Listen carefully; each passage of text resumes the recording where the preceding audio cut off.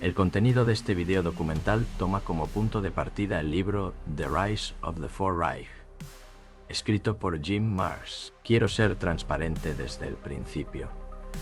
Este proyecto no tiene intenciones políticas, ni de otro tipo más allá de explorar las ideas que propone el libro. Lo que van a escuchar es mi interpretación personal, mi voz y mi forma de ver las cosas. Ojalá que esta narrativa les resulte tan intrigante como lo fue para mí investigarla y compartirla con ustedes. Espero que les guste.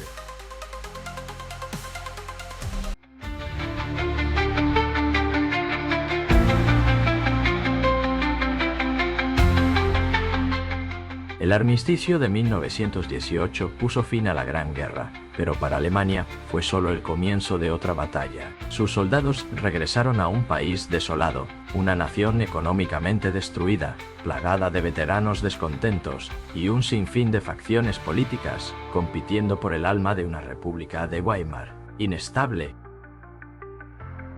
En este caldo de cultivo de desesperación y búsqueda de dirección, emergió un joven veterano de 29 años, Adolf Hitler. Fue aquí, en Múnich, donde entró en contacto con una sociedad secreta poco conocida, pero inmensamente influyente, la Sociedad Thule. En apariencia, un grupo dedicado al estudio de la literatura y las antiguas leyendas alemanas. Pero en realidad, la Sociedad Thule era un núcleo de conservadores acaudalados, nacionalistas fervientes y antisemitas radicales. Sus miembros eran seguidores de políticas extremas, imbuidos de misticismo y lo oculto, operando bajo un emblema inquietante, una cruz llamada superpuesta a una espada. La Thule sirvió como fachada para otra organización, aún más hermética, la Germanenorden o la Orden Alemana, una reencarnación de los antiguos caballeros teutones, con ramificaciones por toda Alemania, estructurada a la manera de las logias masónicas. Se cree que estas logias seguían la agenda de los Illuminati bávaros, cuya máxima fundamental era clara y directa, que los fines justifican los medios. En otras palabras, sus miembros debían estar dispuestos a adoptar cualquier filosofía, engañar, robar e incluso matar si era necesario para cumplir sus objetivos. Alentados por la Sociedad Thule, miembros como Anton Drexler buscaron una forma de atraer a las masas trabajadoras. Drexler fundó el Partido Obrero Alemán, Deutsche Arbeiterpartei, un partido modesto que pronto ganaría notoriedad. Hitler, que en aquel momento apenas podía ganarse la vida como artista, comenzó a obtener ingresos extra trabajando como agente de inteligencia para el ejército, bajo las órdenes del capitán Karl Mayr. Recibió órdenes específicas: investigar una sociedad política llamada Partido Obrero Alemán. Hitler mismo lo relataría en Mein Kampf. Debía ir allí, mirar la sociedad y hacer un informe. Al llegar a una reunión en la cervecería Sternecker-Bro, el joven agente militar quedó asombrado por los argumentos que escuchó, incluida una propuesta de ruptura con Prusia. Impresionado por este partido nacionalista y antisemita, las autoridades militares permitieron que Hitler se uniera. Comenzó a trabajar en la financiación del partido, convirtiéndose en su 7º miembro afiliado. Inicialmente, Hitler trabajó para el partido apoyado por fondos de la Unidad de Inteligencia del Ejército del capitán Mayr, enlazados a la sociedad ocultista Thule. La financiación pasaba a través de la editorial de literatura ocultista de Dietrich Eckart, a quien Hitler llegó a llamar el fundador espiritual del nacionalsocialismo. Eckart introdujo a Hitler en los círculos influyentes de la derecha muniquesa y en la sociedad Thule. Con el tiempo, los editores de Life Books y Eckart, convertido en editor de The Volkischer Beobachter, el periódico del partido, lograron que el partido comprara a Sociedad Thule con dinero proporcionado por cuentas secretas del ejército. Autores como Joseph P. Farrell han señalado que las conexiones secretas de Eckart y Martin Bormann, futuro lugarteniente de Hitler, sugieren que Hitler pudo haber sido deliberadamente manipulado y colocado en el poder por fuerzas más poderosas que luego lo sabotearon o apartaron a un lado una vez cumplió su propósito. Armado con fondos adecuados, Hitler rápidamente tomó el control del Partido de los Trabajadores, que pronto superó los 3.000 miembros. En abril de 1920 cambió el nombre a Partido Nacionalsocialista Obrero Alemán, abreviado como Partido Nazi. Después de un intento fallido de tomar el gobierno en 1923, conocido como el Putsch de la cervecería, Hitler y sus seguidores fueron encarcelados. El partido nazi languideció, pero tras solo 9 meses de prisión, Hitler fue liberado y comenzó a reorganizar el partido, volviéndolo más efectivo. Para 1932, el partido nazi se había convertido en el partido más grande de Alemania. El éxito de Hitler atrajo rápidamente a los ricos hombres de negocios y banqueros del oeste industrial. A pesar de perder las elecciones populares contra Hindenburg en 1932, 39 líderes empresariales, con nombres familiares como Krupp, Siemens, Thyssen y Bosch, firmaron una petición urgente instando al presidente Paul von Hindenburg a nombrar a Hitler canciller. En enero de 1933, a través de un compromiso negociado por el banquero barón Kurt Freiherr von Schröder entre aristócratas, industriales y oficiales del ejército, Hitler alcanzó el poder. En ese momento, Alemania era una república libre, con una población educada y culta. El país vivía en paz, disfrutando de una floreciente democracia bajo un gobierno de coalición en la República de Weimar.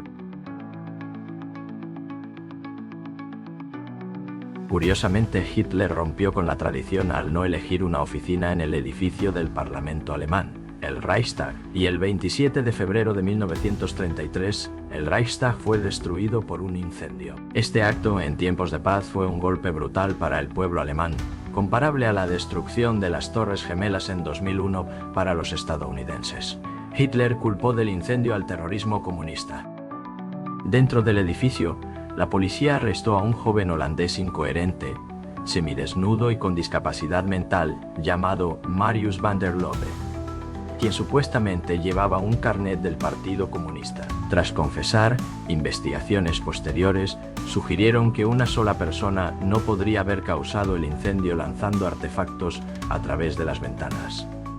A pesar de las dudas, Hermann Göring, en nombre de Hitler, cerró el caso oficial y declaró que el incendio demostraba un gran peligro para el Estado. Los cuerpos encargados de hacer cumplir la ley se lanzaron de inmediato no solo contra comunistas, sino también contra liberales y demócratas. Un mes más tarde, el 24 de marzo de 1933, la incitación al miedo de Hitler llevó al Parlamento alemán a votar 441 a 94. Para aprobar una ley de habilitación que le otorgó poderes dictatoriales y marcó el inicio del fin de la democracia. Como resultado, el gobierno nazi exigió identificación, persiguiendo a los radicales. El equivalente a un jefe de seguridad nacional, como Heinrich Himmler, confiscó bienes y pronto siguieron asesinatos masivos y encarcelamientos en campos de concentración.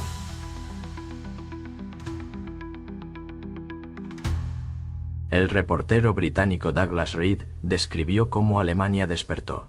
El hogar del hombre ya no era su castillo.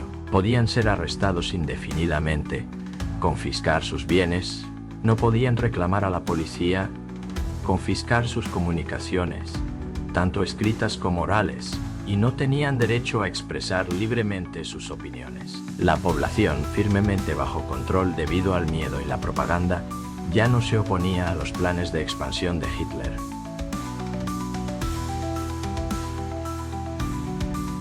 Financieros y, en particular, oficiales militares prusianos comenzaron a alarmarse por el creciente poder de Hitler y de su jefe de la SA. El ejército propuso un pacto.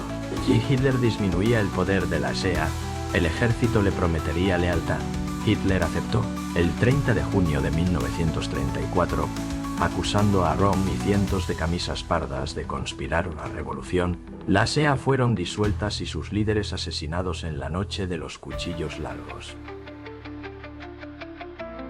Con la muerte de Hindenburg, El 2 de agosto de 1934, Hitler fusionó los cargos de presidente y canciller, proclamándose comandante en jefe de las Fuerzas Armadas y Führer, líder absoluto de toda Alemania. El ejército alemán ahora juraba lealtad no a la nación, sino a Hitler.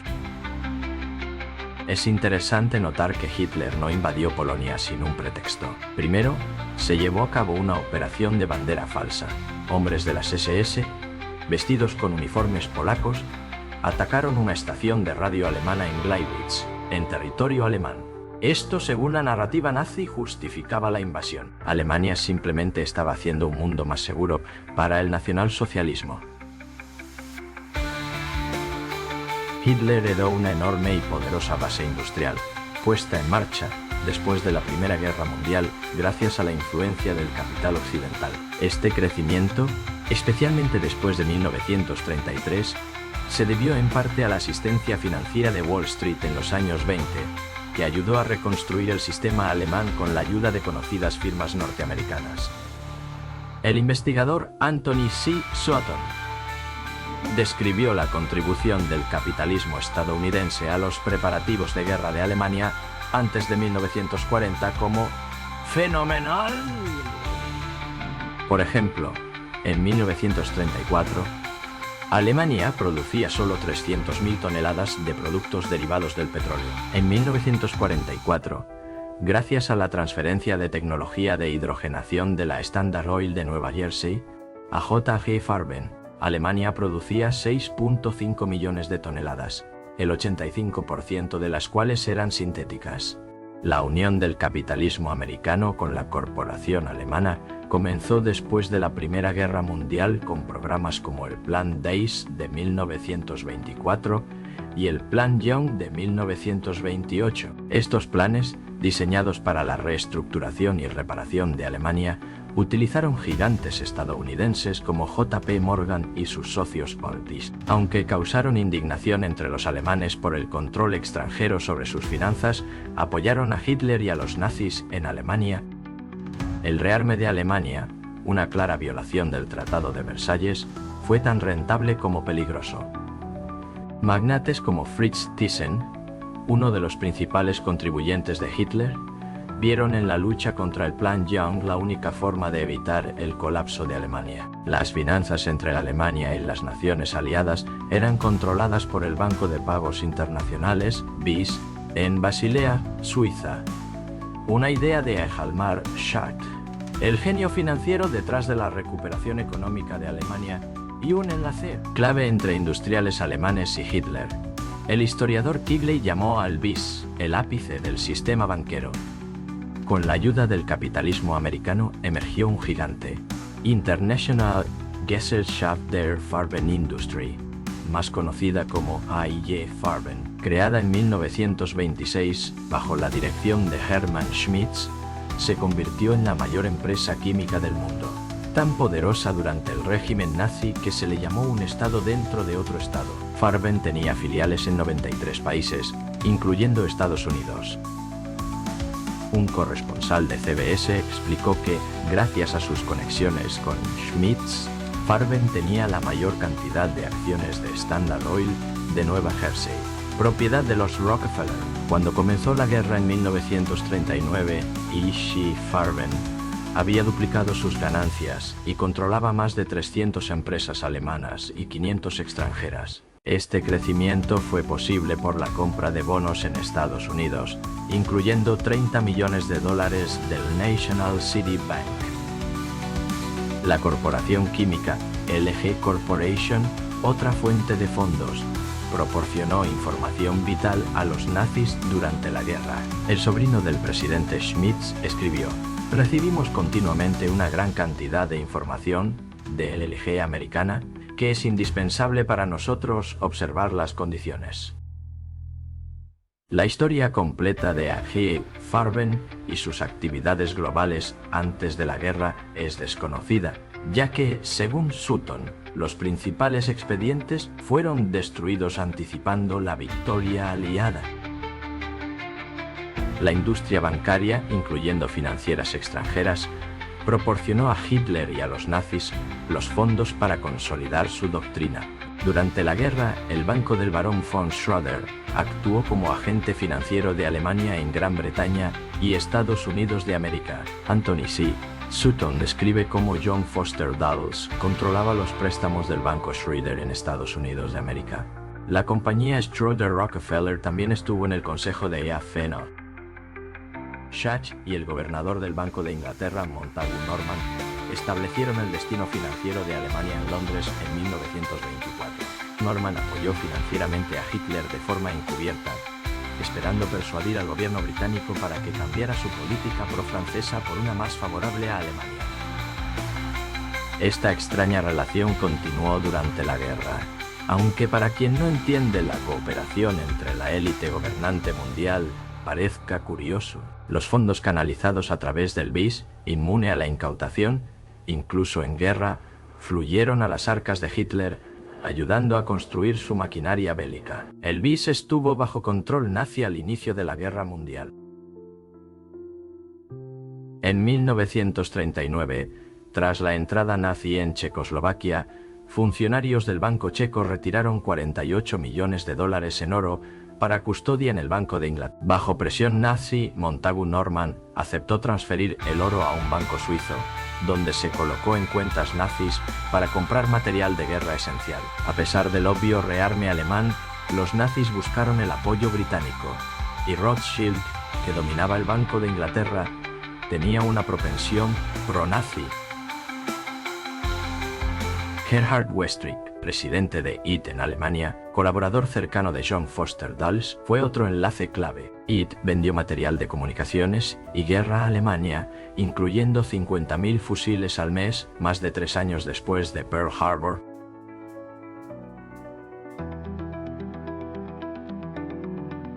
Más lazos se revelan al estudiar el Chase National Bank de JP Morgan. Charles Heigan explicó cómo los Rockefeller desviaron fondos de Standard Oil a través de Chase y otros bancos.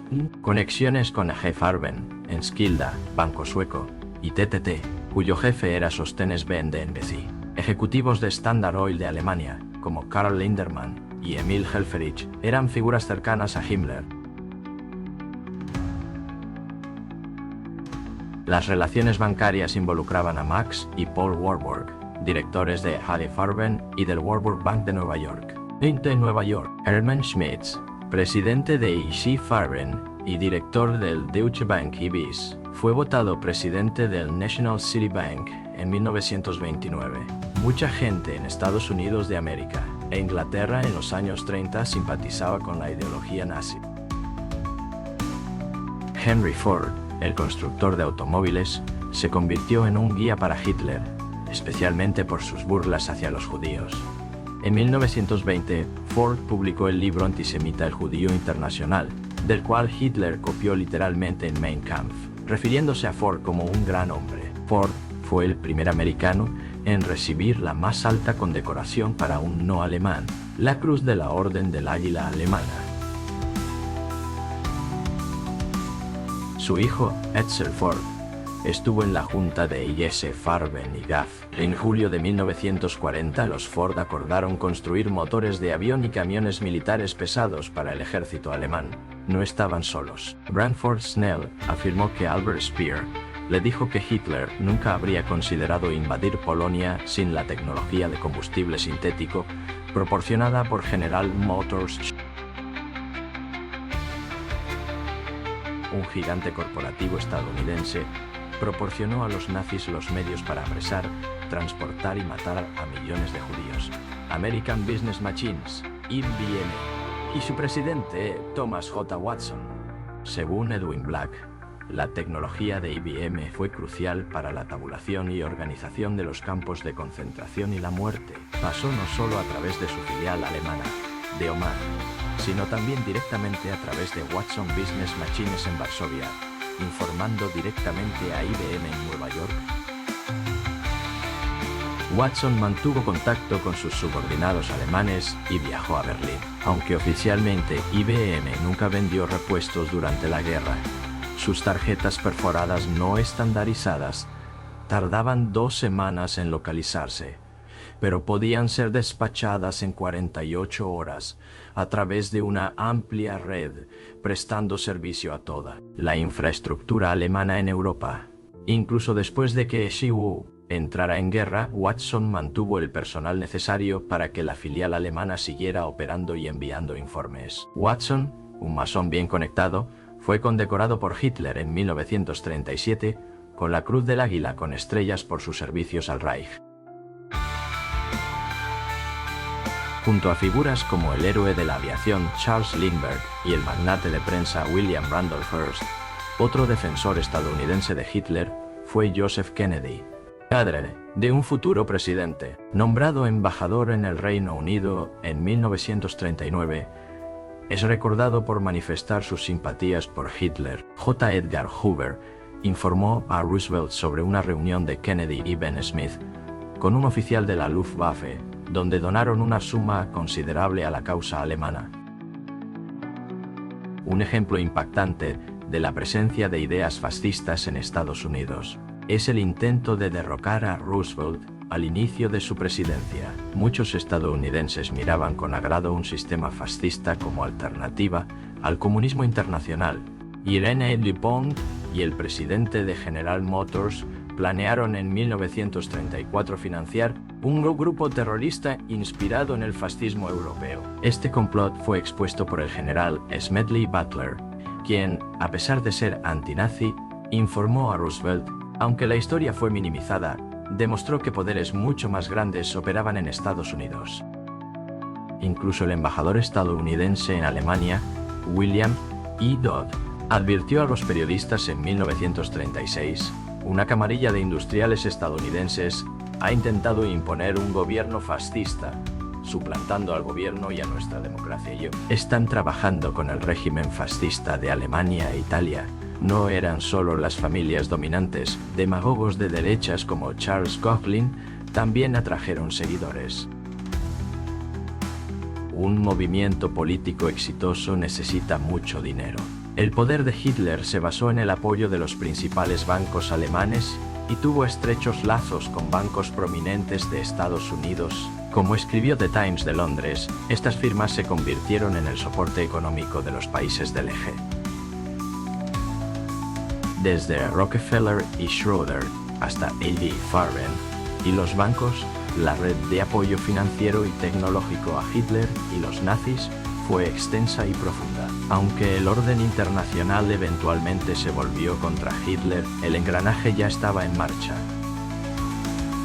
Como veremos, el colapso militar de Alemania no significó el fin de esta red ni de la ideología que la impulsaba. Las bases financieras y tecnológicas, sembradas con la ayuda del capital occidental, se convirtieron en el terreno fértil donde comenzaría a gestarse algo mucho más duradero, un posible Cuarto Reich